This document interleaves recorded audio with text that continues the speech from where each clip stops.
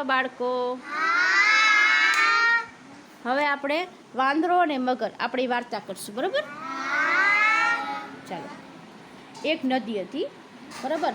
નદીના કાંઠા પર જાંબુડાનું ઝાડ હતું અને એ ઝાડ ઉપર કોણ રહેતું હતું? વાંદરો, બરાબર ને?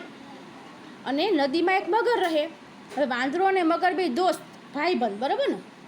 મીઠા મીઠા જાંબુ હોય ને જાંબુડા ઉપર, એ છે ને પોતે વાંદરો પોતે ખાય ને મગરને ખવડાવે ને પાછો મગરીને શું કે મગરને મગરી હાટું આપે એમ જાંબુ. તો મગરી હાટું આ લઈ જાય જાંબુ, મગર છે ને. પછી છે ને રોજ એ જાંબુ ખાય અને પછી રાજી થાય.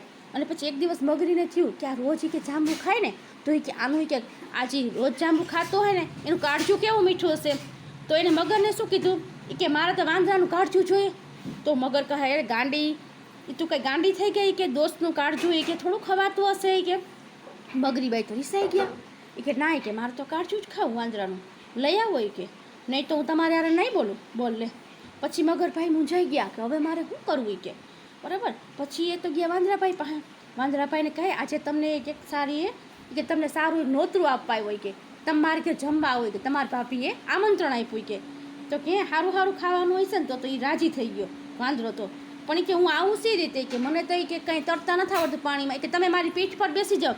પછી પોતાની પીઠ ઉપર બેસાડી અને વાંદરાને લઈ જાય છે મગર. તો બરોબર નદીમાં વચ્ચોવચ્ચ આવે ને તો આને મગરથી ન રહેવાનું. એટલે એણે વાંદરાને શું કીધું ખબર? એ કે તમારી કે છે ને મગરી એને મનમાં એમ થતું હતું કે હવે મારે કેમ કહેવું એમ, બરાબર? કે તારી ભાભીને તારું કાળજું ખાવું એમ કહેવાય ગયું.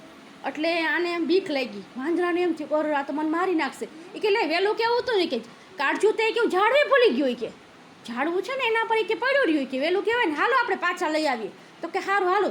પછી બરોબર ઝાડ પાસે આવ્યા ને નદીમાં પાછા, તો ઝાડ ઉપર ઠેકડો મારીને વાંદરો જતો રહ્યો. અને પછી એને શું કીધું ખબર?